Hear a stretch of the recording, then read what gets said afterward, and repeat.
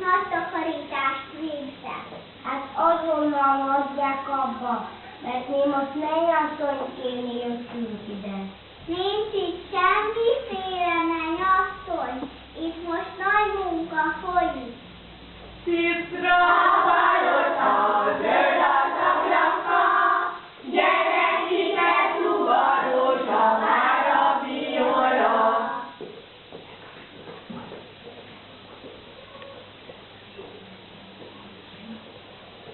Isten hozta magukat mi nálunk. Kerüljenek beljebb!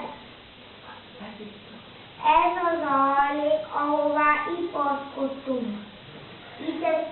Ide találva be is kopogtattunk.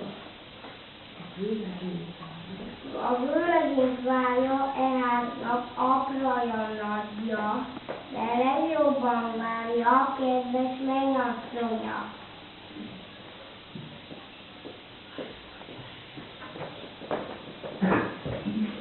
Itt vagyok, kedves vőlegényem!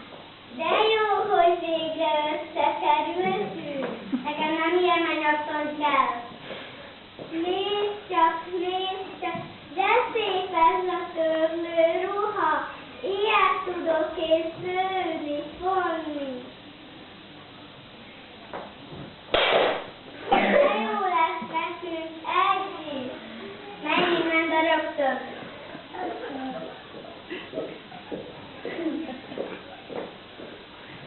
Itt vagyok, kedves vőlegényem, hát nem emlékszel, mennyit beszélgettünk a kis kapuban. Menj innen, de rögtön!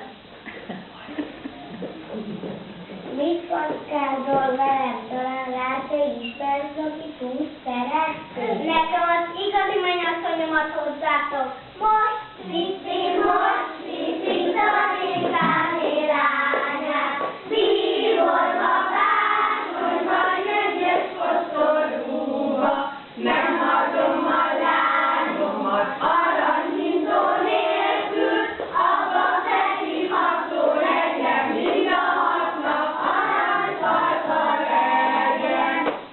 Marci, szereted a Daniellát? Szeretem, hát. Kedveled megöl, ha jól lesz, hát nem. Azt neki szóra adok, hát. Daniella, szereted a Marci? Szeretem, hát.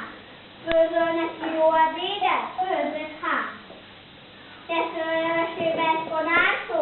Teszel vízél, mint hatszai. Állj a kukidót, összeadjalak benneteket. Ásóbaba nagy harang válaszol el titeket. Jaj, de örül Moszkva, ezzel héttel többet kap.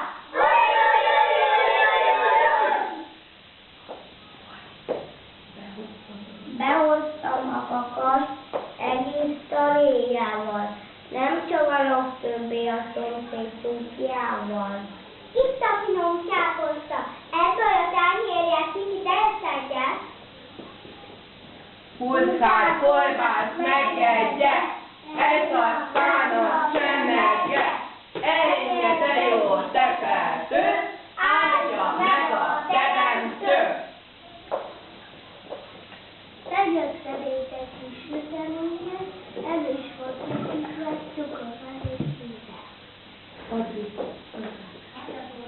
Azt kérni a húzta, lesz én belőle.